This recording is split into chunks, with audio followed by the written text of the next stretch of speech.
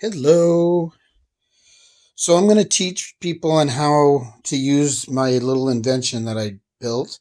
So these are little testers to test the Hall sensors that are on the Penn 835 and the 805. You can see one here without a circuit board in it.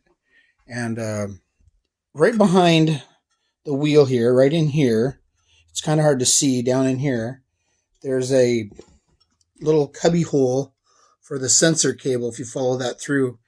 And what is hiding in there is a board that looks just like this. Now this board is my cloned board. I took theirs and I cloned it. And now I sell them. The board I sell, I think it's $45. I sell this little board here for, and it attaches this cable. And the tester is like $25. I am found that a lot of people think their motherboard's bad that goes here when it's just this sensor, this Hall sensor, magnet sensor.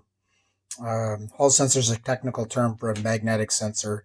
And these little surface mount things are little switches that turn on and off when a magnet goes over the top of them.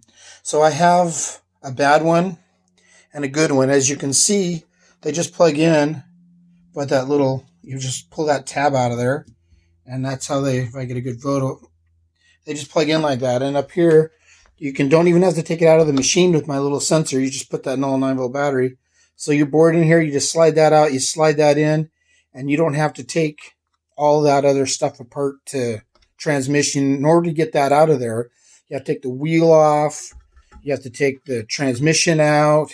There's a hub underneath the wheel. It's kind of a complex thing to take that out of there. So to test it, I invented this thing. So let's get to the nuts and bolts. You just hook your 9-volt battery up to it. And on a bad one, only one LED light will shine. We want both LED lights to turn on. This is kind of hard to do with one hand, but as you can see, only one light is coming on. I'm going to put the phone down and flip it over to the 9-volt battery if I can do it with one hand maybe. Oh, look, I can do it with one hand.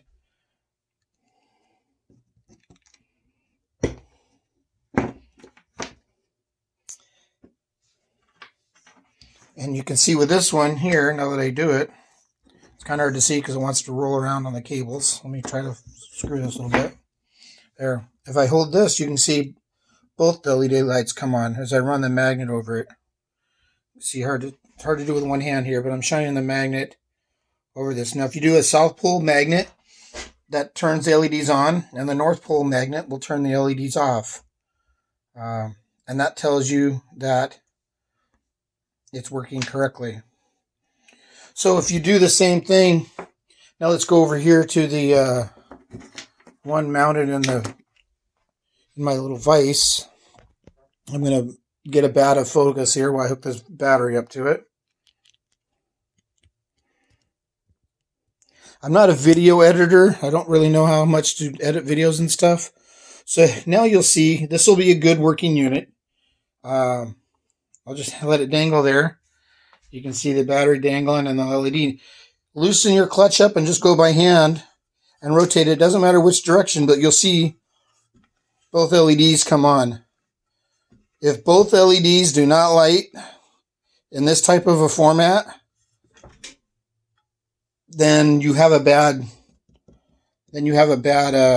Hall sensor or magnet sensor. And that's how you use this device. Thank you very much for your time.